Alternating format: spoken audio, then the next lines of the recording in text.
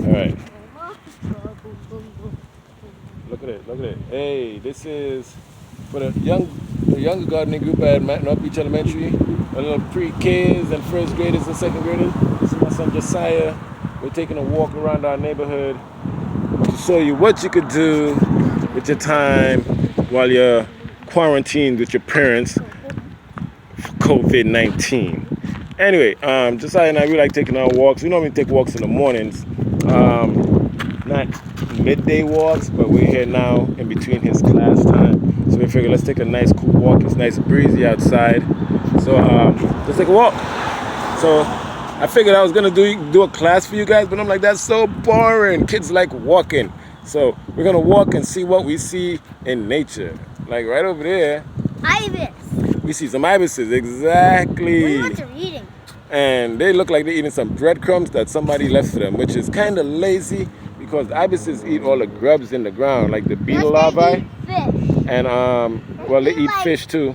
They also eat stuff that flamingos eat. Well, he said they eat stuff that flamingos eat, which is good. He watches way too much Nature Cat and way too much Wildcats, but that's great because he's like a wealth of knowledge and walks like these.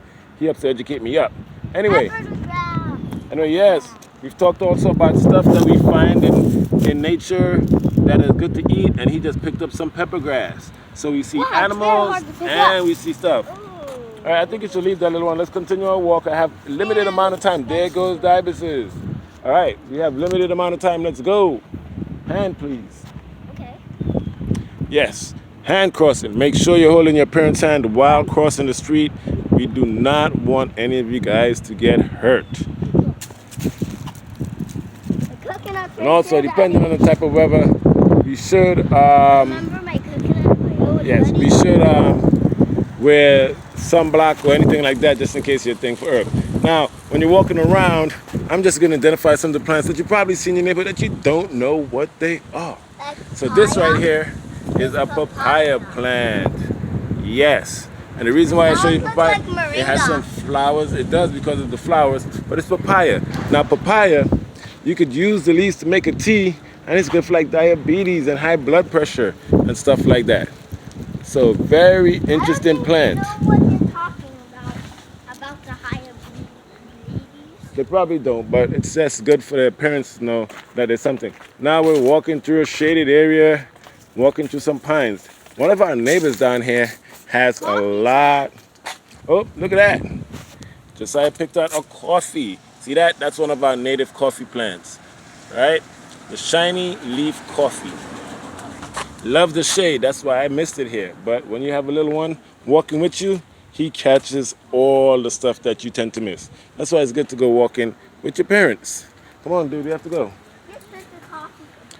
Yes, I see that.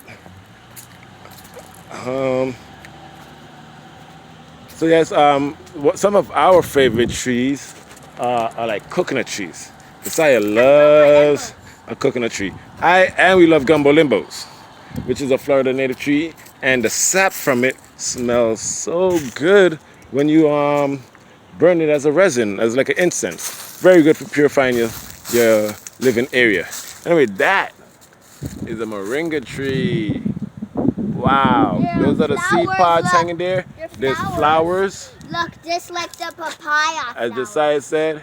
And the flowers are very alkaline. You can eat the leaves, you can eat the seeds, you can eat the seed pod. Every part of this tree is edible.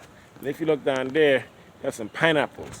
Now, also too, guys, one of the things I was gonna, oh, Josiah says he still has some resin. Are you gonna show them?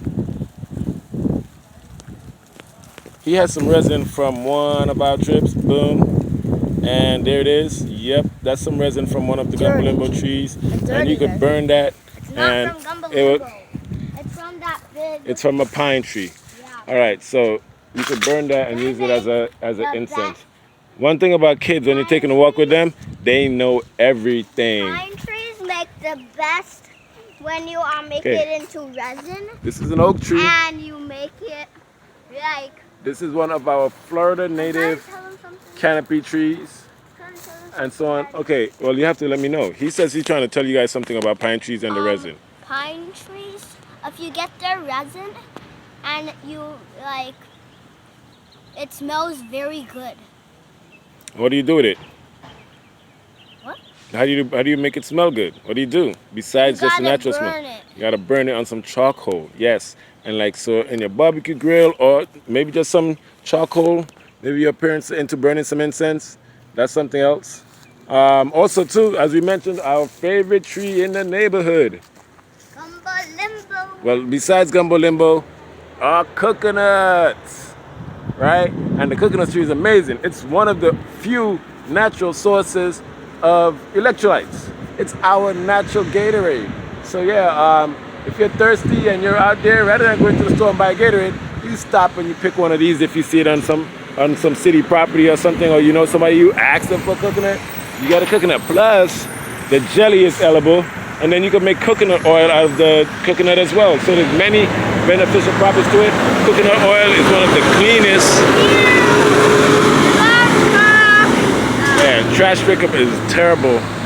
Yeah, I know probably when you guys see trash pickup, it's very funky too, and he does not like the smell of trash pickup. Anyway, when you are Smells better from here. when you are using when you think about coconut oil and coconuts, they are like one of the plants we should be supporting and sustaining that we live here in Florida. There's so many of them. There's so many uses of the coconut, from the water to the jelly to the hard jelly, which is called copra, which you could grind down and use for coconut milk. You can make coconut oil. So many things that you could do with a coconut. All right, so we're gonna get off of the neighborhood now. That garbage. What I'm also going to show you here is a plant that's invasive in Florida. We should talk about the invasives other than the natives too. It's called the Brazilian pepper, right? You see this all over. You probably have some in your yard. It has these red little pepper seeds that birds love to eat. And they eat it and then go and they drop it out everywhere. Now the funny thing about Brazilian pepper is it's a very good plant to make a tea out of, especially now where we have to help to immunize our body and clean out our system. Very good for that. Very good. But it's also an invasive plant here. So, you know, it's all relative, but every plant is beneficial based on how you use it and the quantities you use it. Now, as we know, mango season is coming back in action, and wow, look at these beautiful mangoes.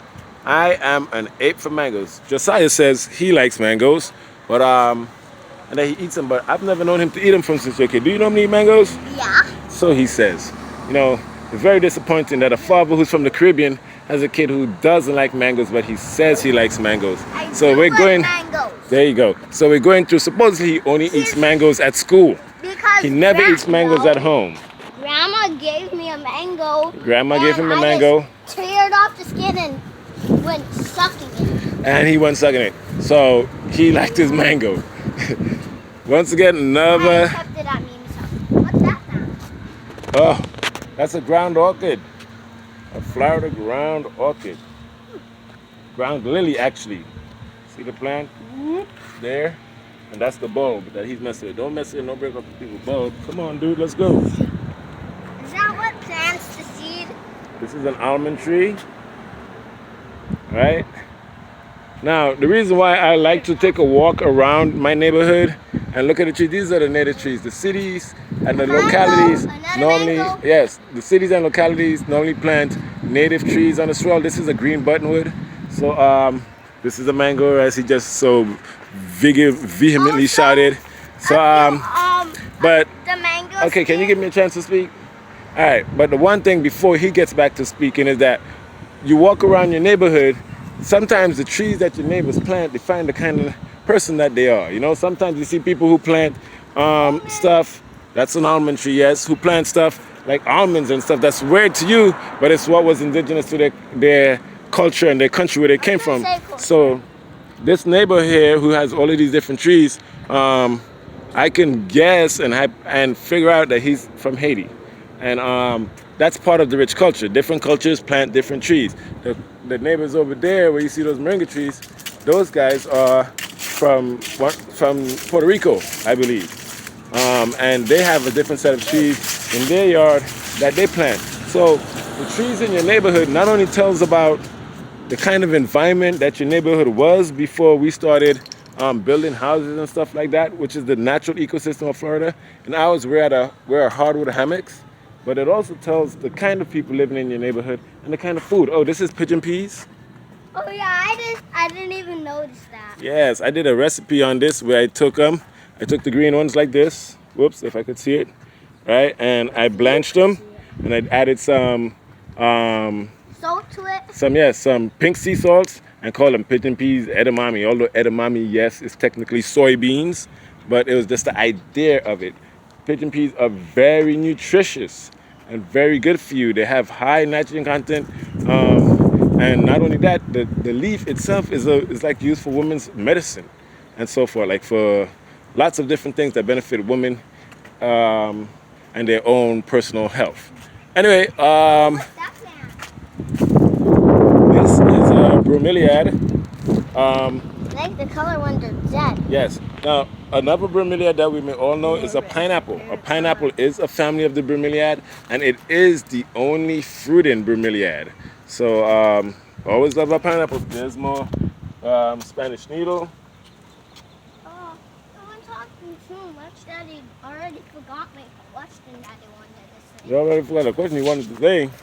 That means it wasn't that important. Whoops, I'm about to trip. Question. Anyway, guys, Look, another one. A Brazilian. here's the Brazilian pepper with all the pepper seeds on it. You can climb up. Right. They're big. Up So- they're big and wide. You'll be able to climb them. Yeah, you see, he's talking about climbing trees. All kids love climbing trees. So Well, I the perfect- advocate for the climbing of trees by kids. This is a sea grape Yeah. right here, which is another Florida The native. Brazilian pepper is also a tree that has so much room for you to This climb. is called snowbush. It's not a native, but it attracts butterflies. No, so also too, there's also plants. Coconut again. Plants in your neighborhoods, yes, more coconut. There's also so many plants in your neighborhood that attract butterflies and bees and hummingbirds, all different kind of pollinators. And we have to remember that all we of, have bees, butterflies, and a hummingbird at our house. and we have to remember that these pollinators are very important to our food system. Because if And we didn't have them, there wouldn't be no fruit or Okay. no food.